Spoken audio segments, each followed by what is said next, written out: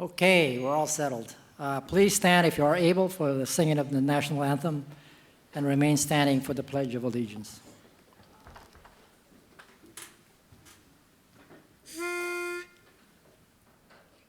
Oh, say, can you see by the dawn's early light what so proudly we hailed at the twilight's last gleaming, whose broad stripes and bright stars through the perilous fight o'er the ramparts we watched were so gallantly streaming, and the rockets red glare, the bombs bursting in air, gave proof through the night that our flag was still there. Oh, say does that star-spangled banner yet wave o'er the land of the free and the home of the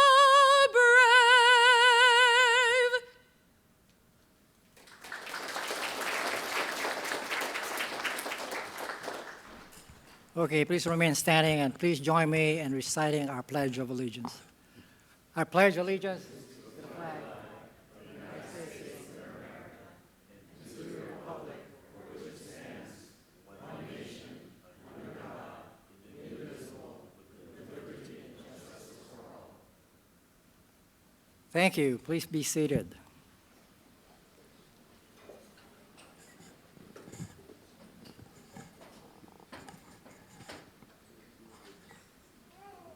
We have at least 3 babies here, so please be kind to them. It's feeding time. Good afternoon, everybody. I'm Tony Taguba, Chairman of the Pan-Pacific American Leaders and Mentors, or PPALM, and welcome to the 2024 10th Annual APAICS Military Leadership Appreciation Luncheon. Please, let's give another round of applause to Army Staff Sergeant Esther Yun Jung Kang for singing the national anthem. She has an operatic voice. So after she retires, she says she wants to go beyond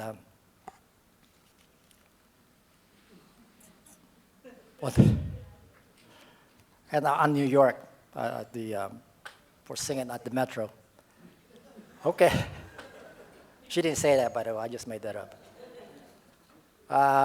APAICS and PPALM share a common value of growing leaders and public service through leadership, development, and mentorship while serving in elected office and also in the armed forces. Our event is held to celebrate Asian American, Native Hawaiian Pacific Islander Heritage Month, which coincides with the Armed Forces Day celebration on Saturday, May 18th, and also on Memorial Day, May 27th. Our theme this year is our community, our leaders, and our legacy. These words proudly resonate with the achievement and contributions of the hundreds and thousands of Asian American, Native Hawaiians, and Pacific Islanders who willingly serve our country since the Revolutionary War, and they contributed to the greatness of our country.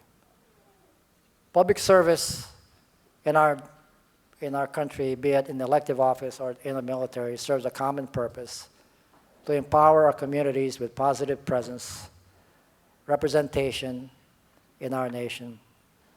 We are delighted to have 3 distinguished guest speakers who will highlight their thoughts on the common purpose to help galvanize our country forward. So more on that later. So ladies and gentlemen, please welcome our co-host, Ms. Madeline Milkey, President and Chief Executive Officer of the Asia Pacific American Institute for Congressional Studies.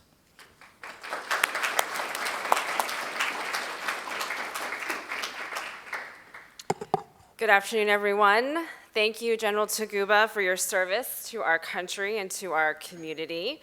I'm Madeline Milka, President and CEO of APAICS, and I'm delighted to welcome you to this year's Military Leadership Appreciation event. We all know public service is a higher calling, and there's no greater calling than to serve in our military. As a daughter of a U.S. Army Special Forces member, a Green Beret, who rests in peace at Arlington National Cemetery, I know firsthand. APAICS was founded in 1994 by former Secretary Norman Y. Mineta and former Representative Robert Underwood from Guam alongside the Congressional Asian Pacific American Caucus, otherwise known as CAPAC. We are celebrating our 30th anniversary this year, and that actually happens tomorrow. That is the founding date. Our mission is to build the political pipeline at all levels of government, from community service to elected office. We provide leadership opportunities for AA and NHPIs to better understand the legislative process through our paid internship and paid fellowship programs.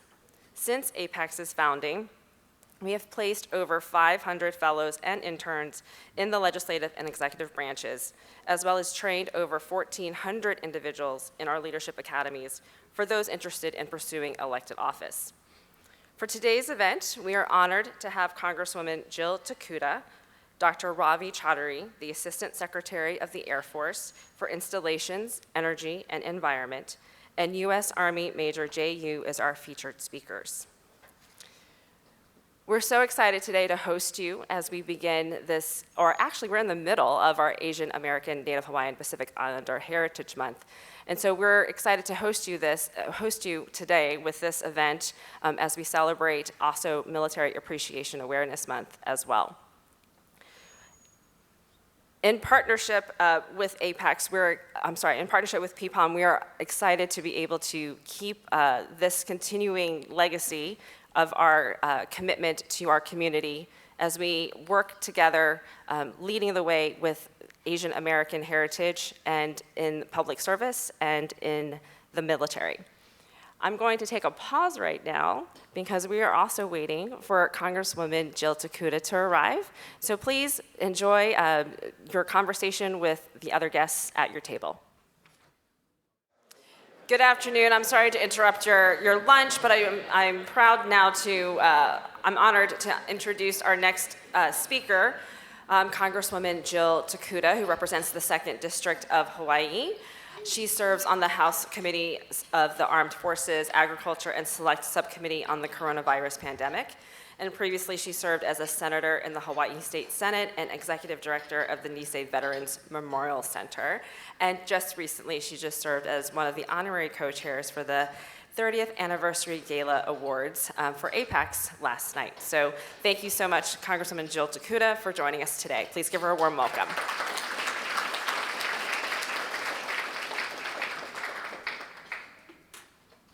All right, aloha everyone. Okay, so I think most of you were there last night, right? So we're all collectively tired. But Madeline, congratulations on an amazing event. I can't imagine, if you ever told me that we would be at this point, over 1,300 participants last night at the gala, you literally have to put us in a convention center, just mind-blowing and very inspiring. I can't wait to see where we're going to be in the years to come. I don't know a bigger venue in DC, though, that we're going to have to take over for the next gala, but looking forward to it. And so I know I'm between you and your main course here, but just wanted to bring some of the AA and HPI on the military side to the discussion. So first and foremost, though, to all of our veterans, our service members in the audience, let's give them a round of applause for being so amazing and protecting our country every single day.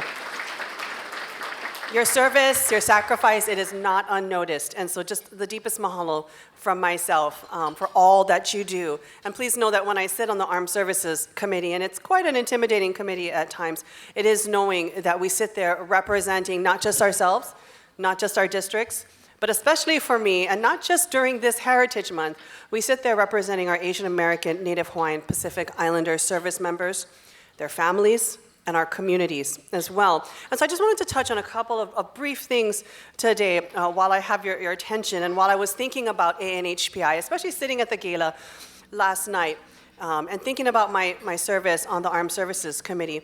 3 basic things come to mind. One, we talk a lot about history and heritage.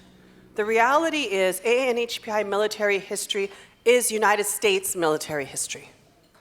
We cannot disentangle the two. Our history is our country's history as well. And yet I know we've got some educators in the room. We've got to make sure Yes, right there we've got, yay, thank you, NEA. In the house. We've got to make sure you have the support and the tools to be able to teach our history, our collective history. You know, many of you in this room might know this, but we have literally been fighting and defending this country since the War of 1812. 1812. Filipinos fought side by side General Andrew Jackson in the famed Battle of New Orleans. Chinese Americans fought and died in the Battle of Gettysburg. And of course, very personal to my heart, with family as members, the 442nd Regimental Combat Team was and still is the most decorated unit for its size and length of service in the entirety of United States military history. Not just a few people, that's worth a clap. We have got to make sure that when our AANHPI youth are learning about civics, they're learning about government, when they're learning about military history, the battles and the campaigns fought, that they see themselves. They see the experiences, the contributions that we have made. And while I know we have got excellent, outstanding educators out there making sure that it is taught and it's conveyed, we have to make sure it's not banned. We have to make sure it's not excluded. We have to make sure it's not whited out. That every single child in this country, regardless of their race, their gender, where they come from, where they live, should know our collective history and the contributions we have made to this country through the United States military. So that is one important thing that we have to get across when we leave today. Our history, AANHPI military history, is US history. The second thing, as I thought about that a little bit more, and thinking about even my own, kids and what they're learning and what they have an innate sense of, is the bottom line is I think that AANHPI service members, community members, leaders, we are in the best position to be able to lead and to be a part of any kind of strategic action when it comes to the Pacific century we find ourselves in. I think for many of you, and I see a lot of folks in military uniforms here, there's a lot of talk right now about the Pacific century. There's a lot of talk about China as our pacing threat. But here's the thing, AANHPI to me not only need to be in the room, we need to be at the table when we have these discussions about pacing threats against China, when we talk about our alliances along the first, second, and third island chains as well. I went on a Codel last year, my very first Codel, actually my only Codel so far, officially, that I've been on, but I'll be leading another one soon, through the first island chain. It was for the Armed Services Committee. And we literally went from Hawaii to Guam to the Philippines to Taiwan to Japan to Okinawa. Right? I mean, we hit so many different places. And whenever we got into those briefing rooms that we're not supposed to talk about, and only a few of us can go behind, here's the thing. I was often, if not always, the only AANHPI in the room. The only one. I was definitely by far the only one at the table. And I had a problem with that. Because while, yes, I'm not saying that one person isn't better equipped to understand than the other, but if you're talking about military strategy, you're talking about a community or country and people's willingness to fight, if you're talking about relationships between Asian countries, Pacific Islander countries, and nations as well, how can you not have any one of AANHPI descent at the table? Because I asked the questions about willingness to fight. I asked about historic relationships, the fact that many of them were not always so great. How were they reconciling for that? And I got very classic textbook answers, and nothing against that. But I think there is something that we just understand. There is a cultural competency, if you will, a strategic empathy that many of us have that could bring a different perspective and different lens to, for example, a country's willingness to fight if faced with aggression against China. How people and communities and even militaries will respond to what could be considered non-aggressive actions by us, but aggressive actions to Asian American, Native Hawaiian, Pacific Islanders in the region. I do really feel strongly that we are shooting ourselves in the foot. We are leaving behind one of our best assets if we do not make sure that the right individuals with the right cultural competencies and strategic empathies are not there to advise us during a time that is absolutely critical. The difference between aggression, the ability to deter, prevent war, to me, is making sure, and I'm being very biased here, and I'm being very selfish, It's based upon our ability to have AA and HPI service members, advisors in high leadership positions, helping to make these decisions, and not only being in the room, as I said, sitting at the table. We absolutely have to be. And I think the last thing that I wanted to mention that is really, really important for us to remember, we want to teach our kids about our collective history. We want to be at the table, helping to lead during this very critical, Pacific century in which we're looking at a pacing threat in China. But we also have to look a little bit in the rearview mirror. We also have to look at how we have treated AA and HPI service members in the military in our history. If we're going to ask them to give the ultimate sacrifice, if we're going to ask them to advise and help us really figure out how we're going to navigate the Indo-Pacific region, then the bottom line is we have to treat our AA and HPI service members with care and respect. And I mention this because if I think about some of the conversations I've had with other members or when I've had with the community, there are times when we haven't exactly done that. Now, we do know that members of the 442, when they came home, were not treated with open arms and welcomed. Many faced racism and discrimination. At the same time, if we think of American Samoans serving in the United States military, they serve, if you know, at a remarkably high rate. Even as challenge persists right now in terms of recruitment on the continent, Samoan youth are enlisting in record numbers. Much of this, yes, has to do with economic opportunity, ability for them to make a life for themselves, but sadly, we also know that American Samoans have died at the highest rates when it came to conflicts in Iraq and Afghanistan, the highest rate per capita than any troop anywhere in the United States. And yet, despite their service and their ultimate sacrifice, they are considered non-citizen nationals. They're denied the basic rights of citizenships. They can't vote. They've tried, they can't run for office. They can't hold a number of public sector jobs. They can't even rise up to be officers in the military that they serve. So when we think about those who have given themselves, pledged themselves to the military, and the fact that we have denied them some of the basic rights that every other person in uniform is given, to me, that's a wrong that needs to be corrected. That's absolutely something we need to do. If we look even further back, during World War II, 260,000 Filipino and Filipino-American soldiers, as you know, bravely answered the call to serve. And then after the war ended, those promises made for veterans' benefits, for citizenships, were taken away. The Rescission Act of 1946. And you would think, okay, we're a very evolved country. We're going to make good in the decades and the decades to come. We are still fighting for that Fairness Act to pass. And we've got to do something, as every day we see more and more of our World War II Filipino veterans pass away.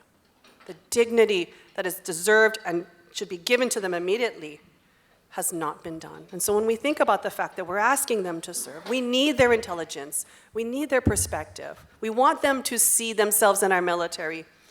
First and foremost, let's make right on the wrongs. To our World War II Filipino veterans, to American Samoans who are literally begging to serve and being denied the basics of citizenship and service right now. That is something we absolutely have to do and can do in this moment. And I think you heard a lot of it last night, but the third and final point, and I've asked this to some of the top brass in our hearings that have come before me, is anti-Asian hate. I wish I could tell you that it all started with COVID, that our AA and HPI service members experienced racial and ethnic discrimination or harassment in the military. But the reality is, if we look at the last dated report in 2017, and by the way, that's a problem too, the fact that our most recent data is 2017. Because for me, the data you track, the information you seek is your priority. And the fact that this information has not been sought out by our military concerns me, and I have questioned them on that. But back in 2017, 25% of our AA and HPI service members said they had experienced discrimination and harassment as a member of the armed services. This is before COVID. So you can just imagine, we know what we saw happen after COVID in the general community, the rapid, significant increase in AA and HPI hate. So sadly, we can deduce, we can assume that that also tracked in the military. And if already 25% were experiencing ethnic and racial harassment from their fellow service members, it's really going to be concerning to think how many of them suffered even more since that time. And so as I've mentioned time and time again, what we track is what we prioritize. We have got to make sure that we even track broadly.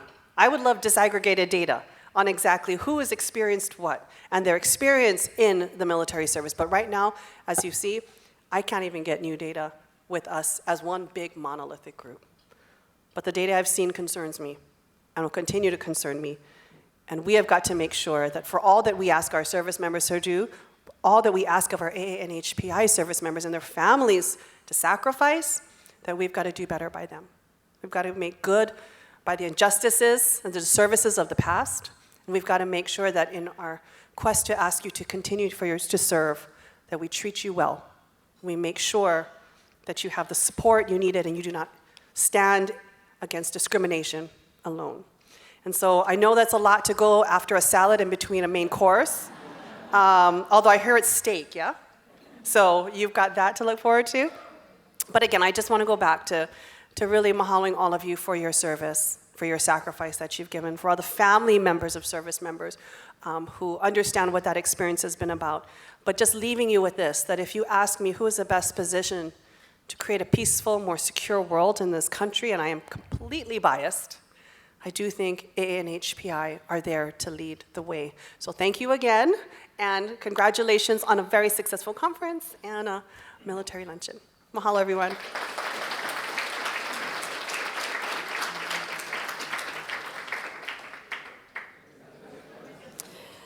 Thank you, Congresswoman Takuda, for your kind remarks and for joining us today. And now I'd like to welcome Tony back to the stage.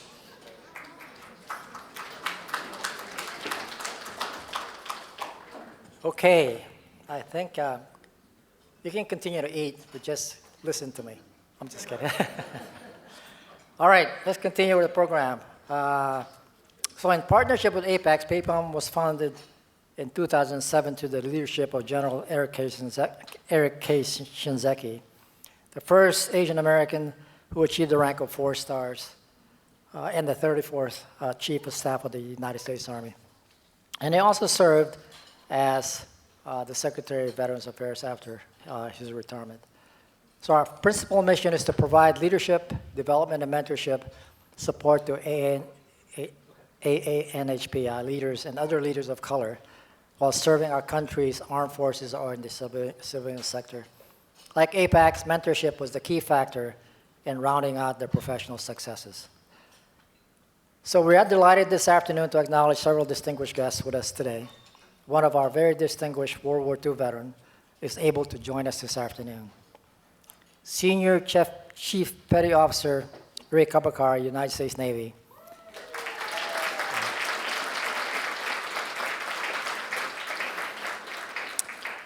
He is a young 96-year-old recipient of the Congressional Gold Medal and also the Bronze Star.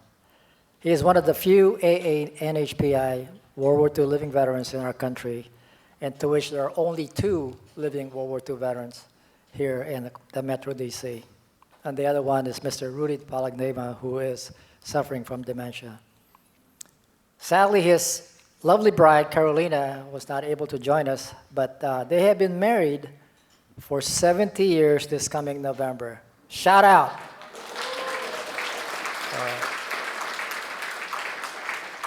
I know he's going to have a huge cake with somebody coming out of the top of it later. And it won't be his wife.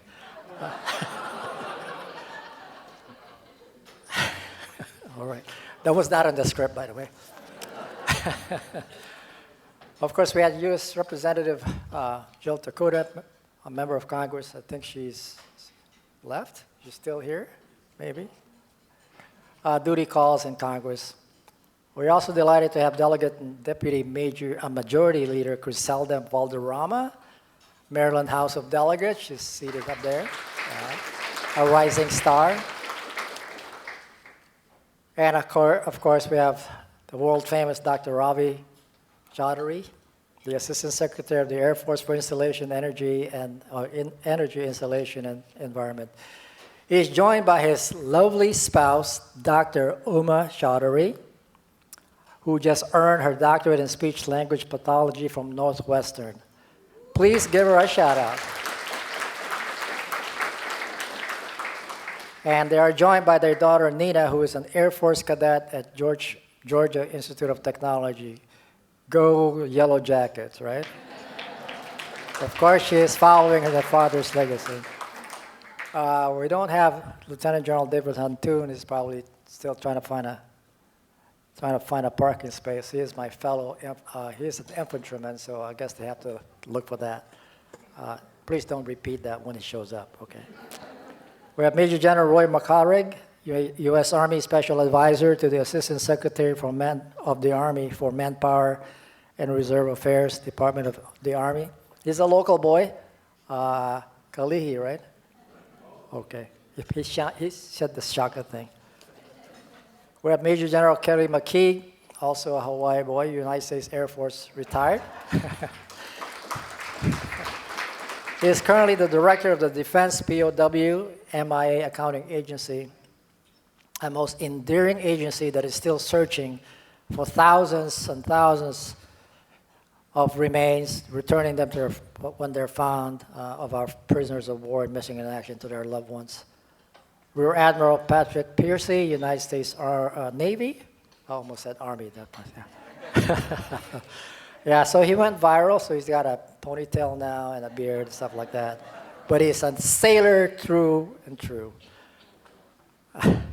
Brigadier General Jimmy Callis, U.S. Air Force, retired by his daughter, JC. He is another C-17 pilot, so they have a two-man membership in that particular, two, right. I didn't see Mr. James Albino. Are you here? He's the director of the Center for Minority Veterans, the Department of Veterans Affairs. Mr. Anselm Beach, the former Deputy Assistant Secretary for Equity and Inclusion. Where are you, Anselm? There you are. Way back when, I used to be as big as Anselm, but you know, after 34 years, you get what you get. Miss Susan Jen Davis, are you here, Susan? She stayed too. All right, well, we'll introduce her when she shows up. But last but not least, a shout out to the midshipmen for the U.S. Naval Academy. Please stand up. Come on, stand up, stand up.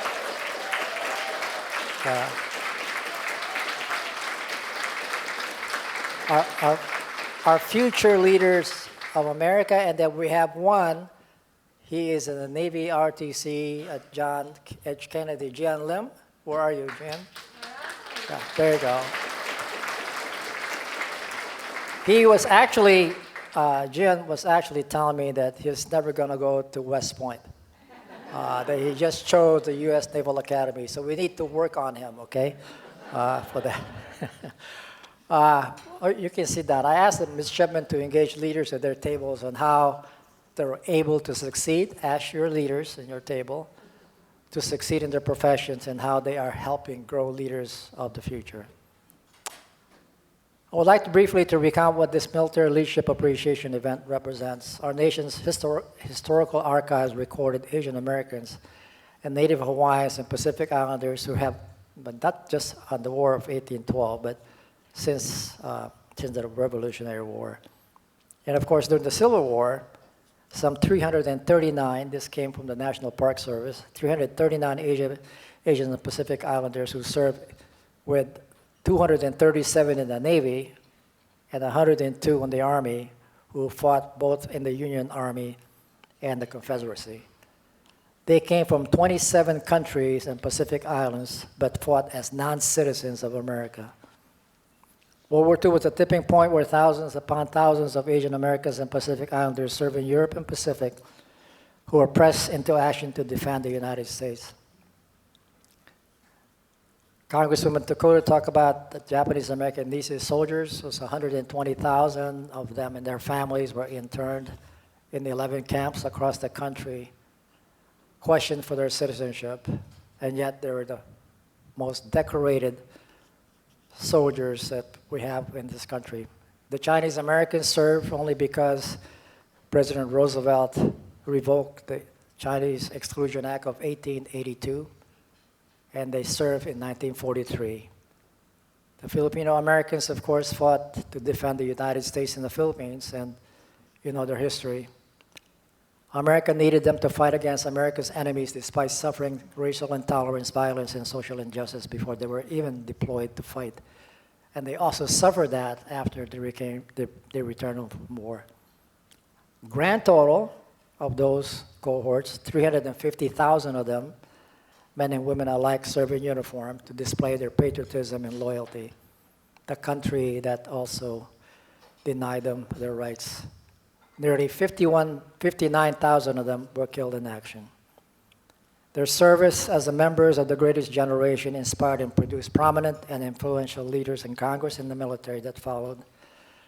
Congressman Norman Mineta, an Army officer, former mayor of San Jose, also a congressman from California who served as the Secretary of Transportation and Commerce, respectively.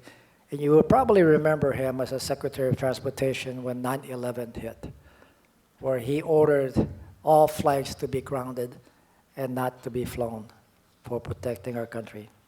Daniel Inouye, an Army captain, Medal of Honor was the recipient, a senator from Hawaii. The United States Navy named a ship after him. The USS Daniel K. Inouye, DDG-118, a Navy Arleigh Burke Aegis guided missile destroyer. That's a mouthful. And it's home ported in Honolulu, of course. Eric Kijinzeki, we talked about him being the first Japanese American to be selected for his 4-star. We have 3 others, Admiral Harry Harris, also Asian American, Japanese descent, United States Navy retired, former commander of the U.S. Indo-Pacific Command, and later became the U.S. ambassador to South Korea. General Michael Nakasone, U.S. Army retired, is a former commander of Cyber Command and director of National Security Agency, an agency that you don't often see on the newspapers, but then, of course, he is helping defend our country. Surprisingly, General John Campbell, another Japanese American, Asian American, of course, United States Army retired, and he commanded thousands of the joint and combined NATO forces in Afghanistan. With 1 3-star woman, Vice Admiral Raquel Bono, United States Navy retired, a surgeon, former director of Defense Service Agency, first Filipino American to reach 3 stars. And my friend, personal friend, Lieutenant General Ed Soriano, we were a captain way, way back in the 1980s when he and I were the only Asian American in a unit of about 20,000 troops, where he beat me out and he got his 3 stars as an immigrant. Both of us are immigrants. We also celebrate Major General Suzanne Vares-Lum, United States Army, retired, and she's the current president of East-West Center in Hawaii, focused on the Indo-Pacific strategy and affairs. And a great hero, Senator Tammy Duckworth, retired Army Lieutenant Colonel, a wounded warrior and the first female double amputee who lost both legs. She suffered in combat in Iraq as a helicopter pilot. He is currently serving as the senator from Illinois. Although any HPI are represented but at about 5 to 6% of our total force, armed forces, that corresponds to our representation in population, we aim to continue our presence and visibility to hold the promise of the civic responsibilities and safeguarding America's principles and ideals. So, I saw somebody raise their hand, says, quit talking, Taguba. I see you're all hungry, so let's have the rest of our lunch, and then we'll complete it after lunch. Bon appetit. Thank you. I'd like to introduce our speaker, Dr. Ravi Chaudhary, who is the Assistant Secretary of the Air Force for Installations, Energy and Environment, Department of the Air Force. Prior to this appointment, he served as Acting Deputy Assistant Secretary of the Navy for Energy and as former Director of Advanced Programs and Innovation, Office of Commercial Space Transportation at the Federal Aviation Agency, Department of Transportation, and White House National Space Council initiatives. He graduated from the U.S. Air Force Academy in 1993 and served for 21 years after a distinguished career in command, flying, engineering, and senior staff assignments in the Air Force and Navy. As a C-17 pilot, he served in numerous combat missions in Afghanistan and Iraq as Director of Joint Personnel Recovery Center. Ladies and gentlemen, please welcome Dr. Ravi I. Chattery.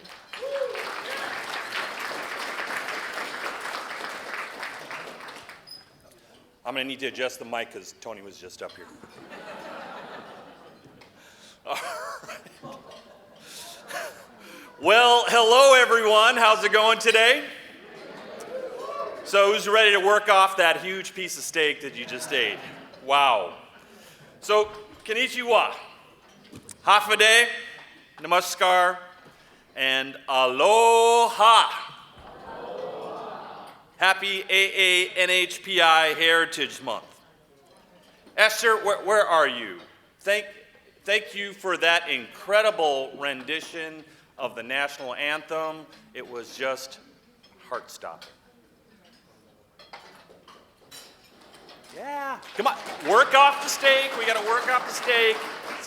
We got to bring up the energy now. General Taguba, thank you for once again convening what is now an institution for both PPALM and APAICS. We can't thank you enough for what you've meant to PPALM, APAICS, fellow American vets, and the nation. Madeline, congrats last night on an incredible APAICS gala. 30th anniversary, that's a big deal. You are absolutely unflappable. And after, right. And after putting on an event like that, including the after party, we won't ask you if you went, but I can't fathom how you are not absolutely exhausted right now. My only explanation is that you possess superhuman powers. You are truly incredible. Thank you for having me here today. Rep. Dakuda, who we missed, I just wanted to say thank you to her for her inspirational and absolutely spot-on words. Thanks to her leadership, it's just been an honor to work with her, rest of the Armed Services Committees, to ensure our troops get the support and resources that are befitting of their dedicated service. Delegate Valderrama, welcome and thank you to everyone and everything you do in the great state of Maryland.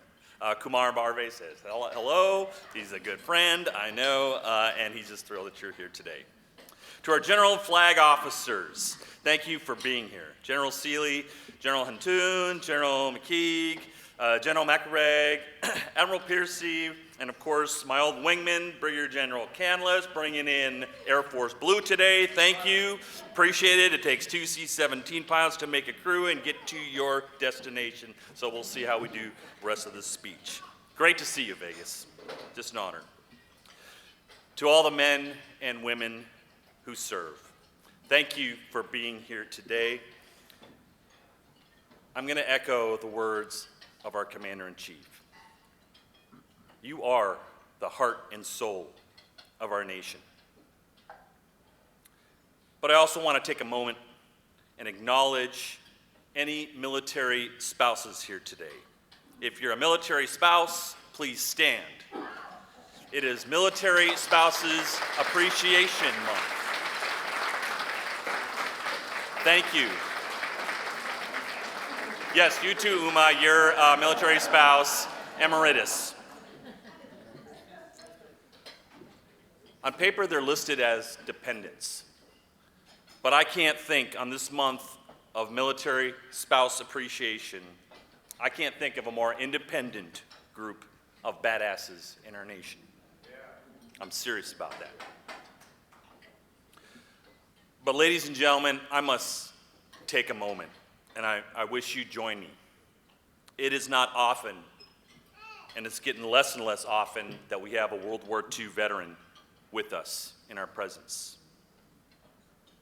So please join me in rendering special honors to Petty Officer Ray Remigio Kapkar. Thank you, please. We stand for you, sir. We stand for you. Our greatest generation.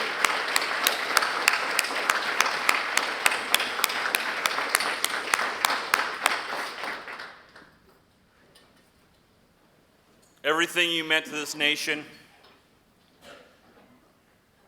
we stand on your shoulders, and we look to your devotion and duty as a guiding light to our service. We really do. Asian American, Native Hawaiian, and Pacific Islanders have served, as you've heard, in nearly every major conflict since the founding of our nation, going all the way back to the Battle of New Orleans in the War of 1812. NHPIs have served during the Civil War. Over 13,000 Chinese Americans signed up to serve during World War II. Hazel Ying Lee broke gender and ethnic barriers as one of the first women of color to serve as a pilot during World War II. Arthur Chin, bet you never heard this one, was the first American ace of World War II. Of course, over 30,000 Nisei warriors enlisted and served with the 442 Regimental Combat Team during World War II, as did Filipino Americans, and the tradition of honor and service continues to this very day. And many of you in this room are testament to that service. Yet, I gotta ask a question.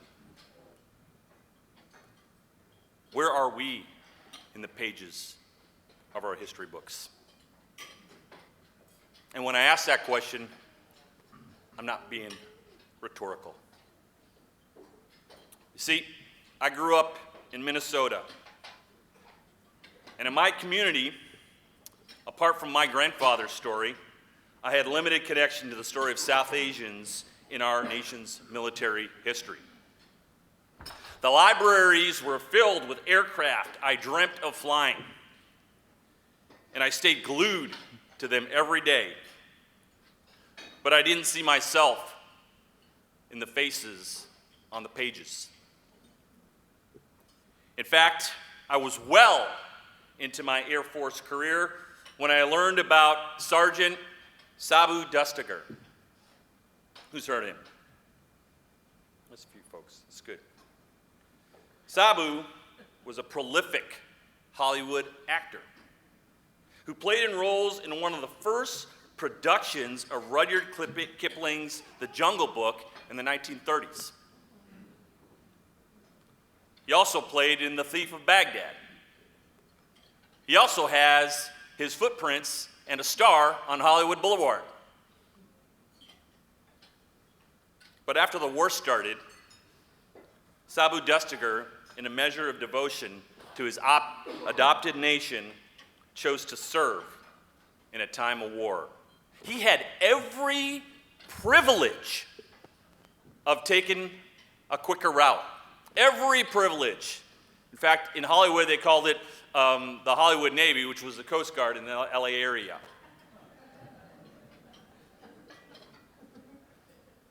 I'm serious about that. Yes, you really have to look that up. But he chose something else. He chose to enlist in the U.S. Army Air Corps.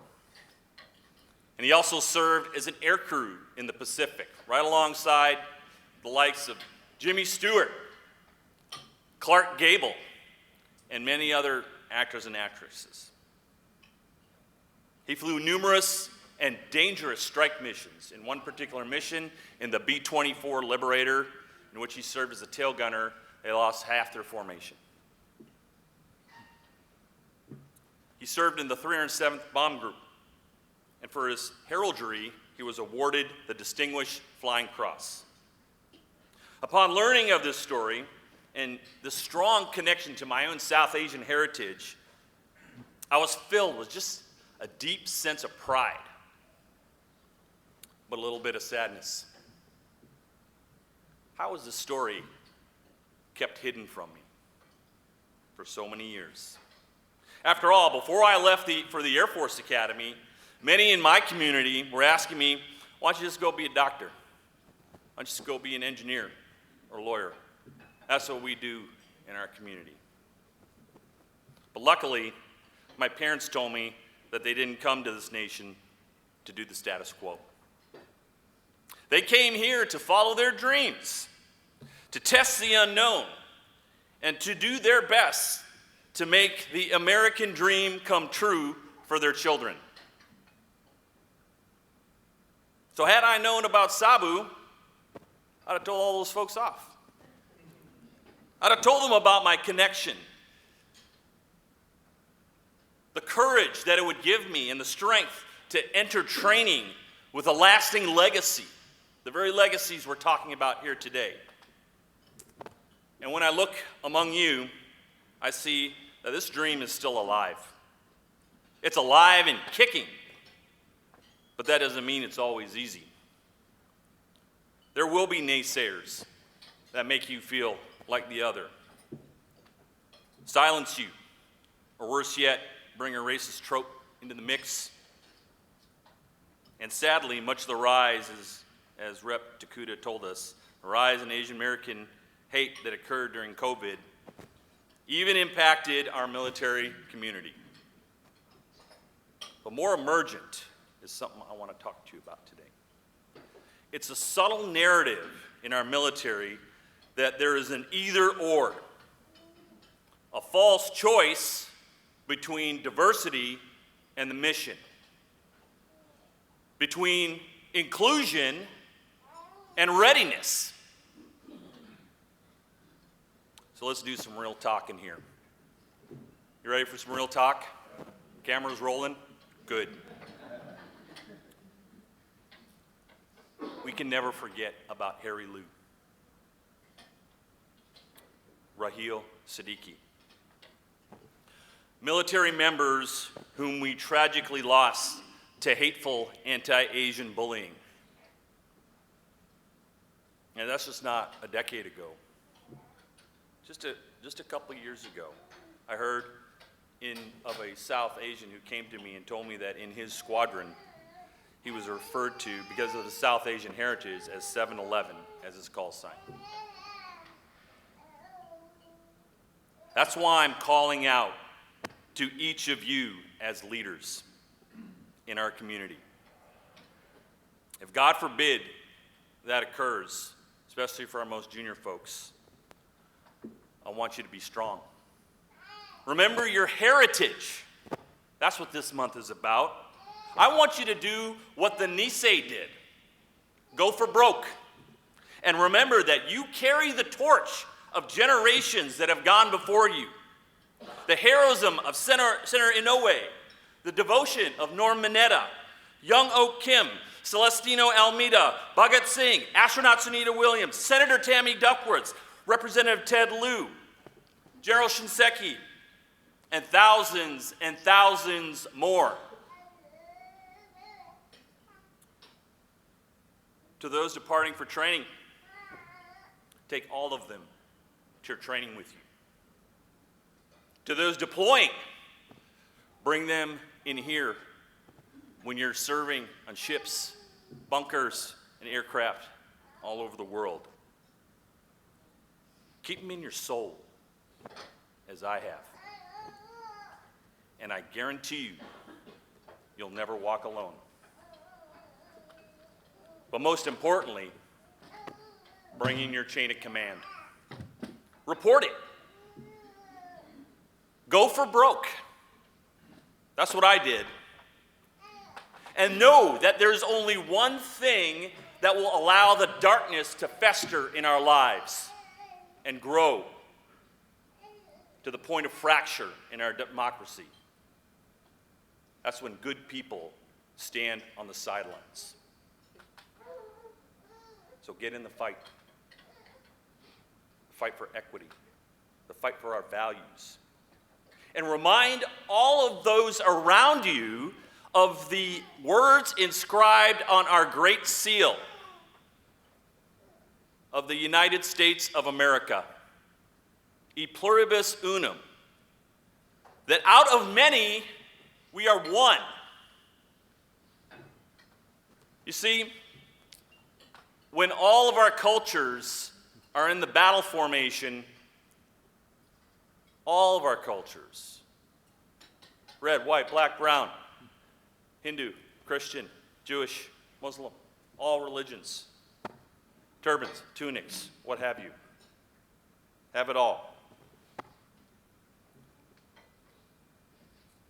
It is a pinprick through the hearts of those that wish to divide us. It is a precision weapon that extremist ideologies find very, very difficult to circumvent. That's the unity of our nation. And if that doesn't work, call me. I'll be there for you. These folks will be there for you. And we'll intervene. It's not always the example of our power that leads nations and democracies through difficult times. It's the power of our example. Remember, it's not diversity or the mission, it's diversity for the mission. We're a better team. We're a better combat outfit. We are better mission executors when we have all of our cultures standing side by side, executing day in, day out. And if you've been there like I have, you know it's true. You know it's a fact. So don't let any naysayers tell you otherwise. And I'll give you an example. So I was flying on a crew on the way to Afghanistan and Iraq. And as most air crews do, you got to do a stop in Germany to tank up the jet. And then you also tank yourself up, too. So we went downtown, and we went to the cobblestones, and we did go to a local pub, and we're just sharing a brew. And on that crew, we had a really diverse group. We had all cultures represented. It was really cool. And so we're just kind of hanging around. Of course, because of our haircuts, people know we're GIs. And one individual, a couple of individuals came up to us. They were locals, and they said, you know, you guys GIs, you're like, wow, look how diverse you are. This is amazing. What do you do? And we said, we're all a crew. We execute a mission. And we fly together. And they looked at us with these strange eyes. They're like, wow, that's really, really weird, you know? I don't know, how do you even do that? We would assume that the aircraft would just crash. But that's when my crew interrupted them. Almost in unison. I'll never forget it. They all replied, that's what makes America so strong. Think about that. You see, in the end, these stories aren't entirely about the past. They're about the future. The stories are about me, and they're about you. And the one thing I'm thankful for is that I have each of you as my battle buddy on this journey. And so as I look at young Cadet Chaudhary there, all fired up and ready in her battle gear, ready to go do some training, I want you to know that we're going to commit to making sure that your Air Force, your legacy, your history will not require you to worry about whether you're alone or not. You'll always have a place and a history to look back on because of the stories that we tell, publish, and recognize today. We do it all for our next generation, our next greatest generation, to give them a fulsome understanding of our heritage, values, and heroes, to give them the strength as they serve. And as your wings go stronger every single day, know that mom and dad will be there to support you. But you've got thousands that are there that have blazed a trail and have gone before you to turn your feathers into wings. Thank you for having me here today. Thank you for this opportunity to speak, and may God continue to bless our troops.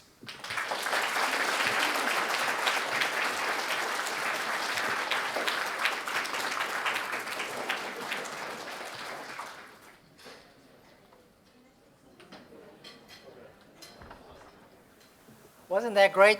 Excuse me, let me lower the podium.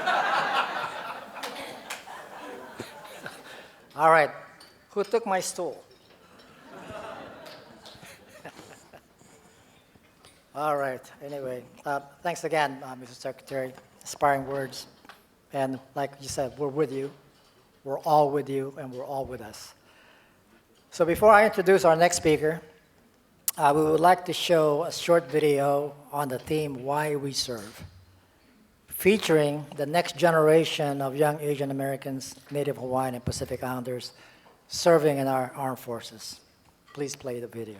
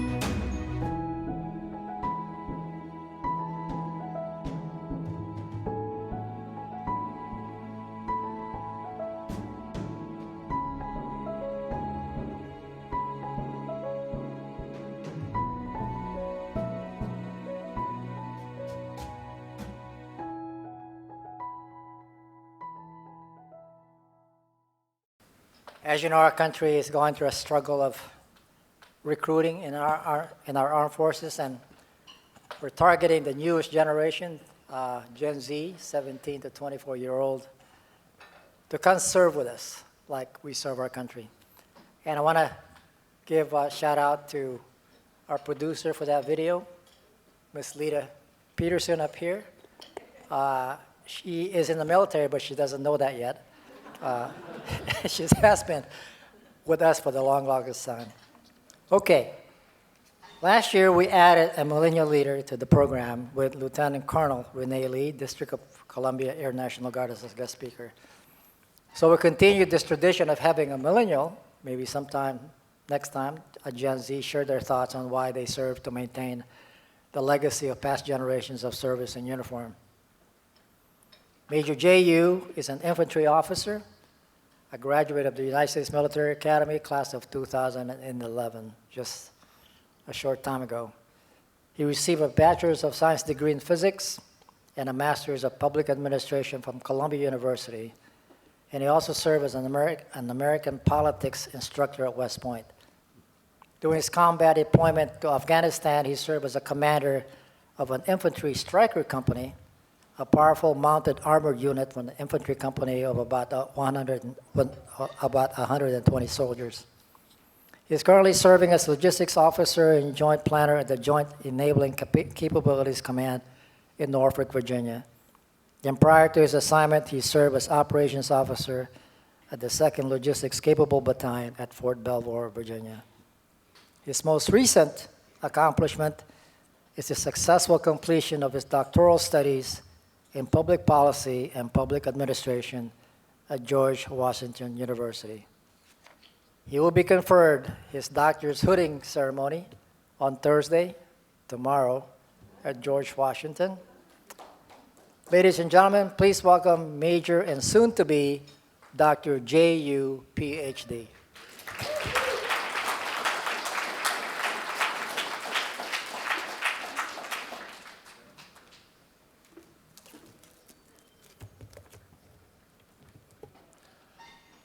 Good afternoon, everyone. Oh, let me move this. Sorry. It was by accident, I promise.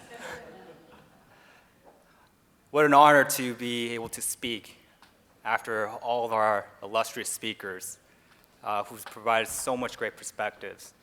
And Dr. Chartery, like, you pumped me up. Like, holy crap, that was great. And I was just whispering to my wife, I don't know how I'm going to follow that.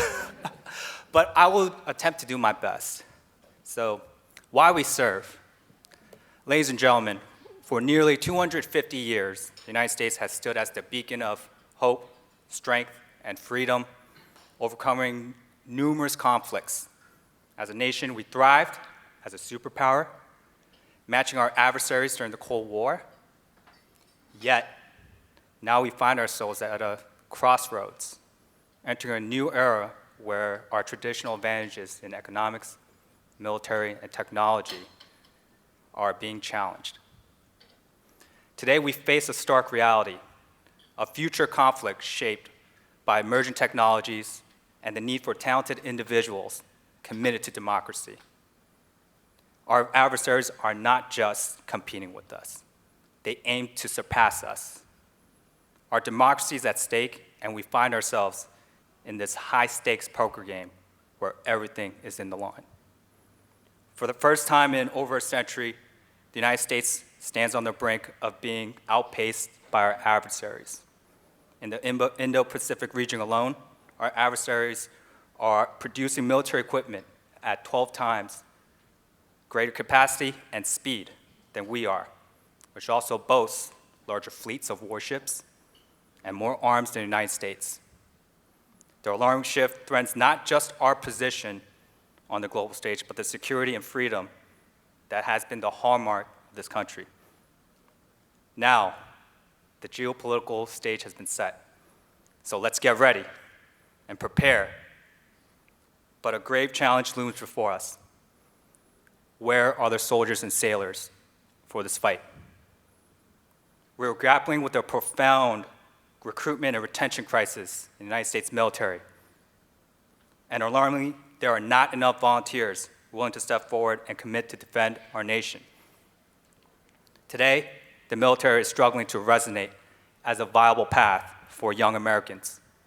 High-paying careers and roles perceived as more prestigious, as indicated by TikTok, Instagram, and BeReal, are drawing potential recruits away. I, for one, fall into this category where the allure of free college and a secure job were my primary reasons to join initially. However, there's a saying, you might join the military for the wrong reasons, but you wind up staying for the right ones. But even today, that's still not quite enough to entice our young men and women to volunteer. Military service, which was once viewed as a noble and honorable cause, is now under scrutiny as an unworthy return on investment. I get it. The high-paying salaries of tech fields or jobs like investment banking is very enticing. I get it. I mean, who wouldn't want to work on a beanbag chair all day, drinking their gluten-free caramel macchiatos, right? Sign me up. I get it. However, I think we as a society are doing a disservice by over-glorifying the monetary aspects. If we look at the time value of money or the economic value proposition or projection of unquantifiable variables, such as emotional intelligence, grit, camaraderie, leadership, which the military is a hotbed for, how does that affect the lifetime success of an individual? How about the visceral transformation that occurs when you operate by making decisions on life and death, and no offense to anyone else, but against your peers who are penny pinching for profits? And how about that 21-year-old second lieutenant that's told that he or she must lead a platoon, and their platoon sergeant is a 15-year-old veteran with multiple combat deployments? I would argue, if you could gain the respect of that crusty, hardened E7, the corporate boardroom seems pretty easy to me. We understand that our nation requests our service members a lot. It's not easy, and quite frankly, it is scary. It requires our young leaders to endure multiple deployments, PCS moves, time away, harsh grueling training, and where our mistakes are in the form of body bags of our teammates and our subordinates, or even the phone calls that you have to make to the heartbroken mothers that their sons and daughters are not coming back home. So why would or should anyone serve amidst all of what I've just went through? Well, we serve because of a deep-seated calling to give back to a nation that's given us so much. Whether motivated by a desire for opportunities, the freedom of expression, or sheer patriotism, at the core of our service is about contributing more than what we take. It's about ensuring a brighter future for ourselves, our families, and those behind us. It's about protecting and advancing the country that has nurtured our dreams and aspirations that is only enabled by the democracy and freedom under our Constitution. We have everything to lose. And the only way we can endure is by the common agreements of the idea of we, the people. Despite what's on the line, the proud declaration of what once used to be why we serve with an exclamation mark has faded. It has now been replaced by a hesitant and reflective, why do we serve? A question mark weighing heavily on the future of our armed forces. This crisis is not just about numbers. It's about our fractured American spirit, where it used to be, despite our differences, the concept of duty, honor, and country always brought us together. If we cannot inspire the next generation to uphold this mantle, who will stand guard over the freedoms we hold dear? The call to serve is now more urgent than ever. This is a declaration, a call for action to everyone to rekindle the spirit of service and ensure our military remains strong and prepared. The stakes cannot be higher. This is also a call to arms to this generation, millennials, Gen Z, Gen Alpha, and the next. You are the future leaders of America. So ask, if not you, then who? As we gather here today, please look around, particularly at our young men and women who have pledged to defend our nation next. In their eyes, you'll find hope and resolve. And that is the reason why the United States will endure. However, they can't do it alone. Everyone in this room, every citizen, has a role in bolstering our forces through support and advocacy to resolve the recruitment and retention issue. This speech isn't about why I serve or why you serve. It's about why we all must serve. Behind me is the flag under we gather, a symbol of our freedom and democracy. That flag and everything it stands for is why we serve. Thank you.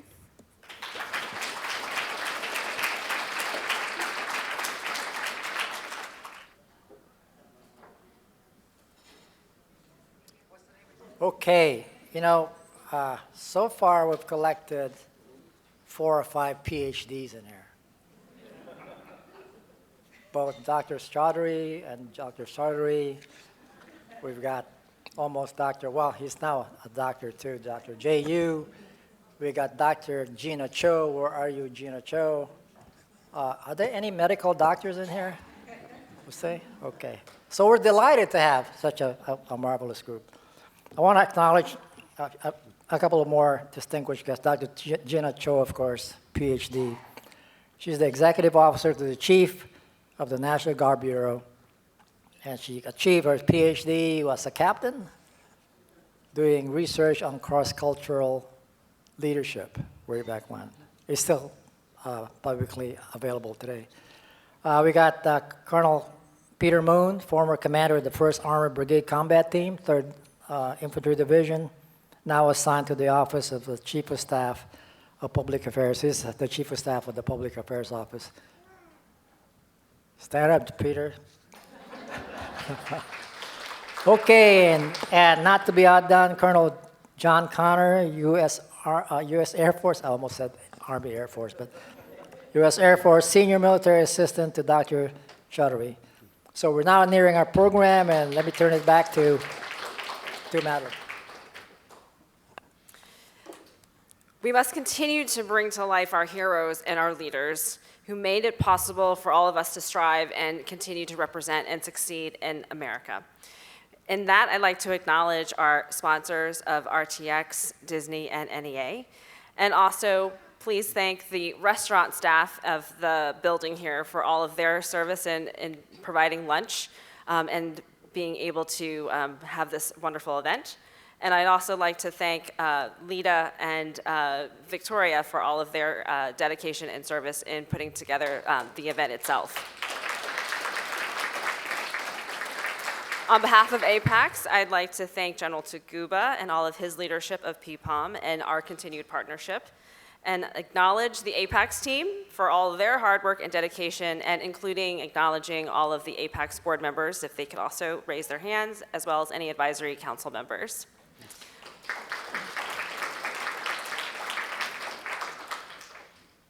General Taguba.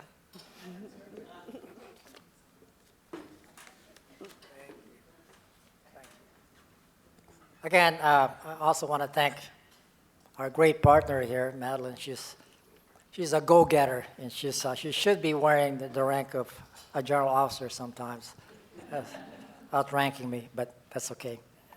On behalf of all of us here, we especially thank you. And before I do that, I want to shout out to Ben de Guzman, representing the mayor of Washington, D.C. He's over there hiding. Thank you, everyone, for today's program, and without whom this event would not have been possible for all those who participated. We will have a photo op near the stage, those who are willing to have their smiles recorded. So I hope you have a good lunch, a great lunch, and we hope to see you again next year, right? Hua hua? That's Army, by the way. Okay. All right. Thanks again. Be safe.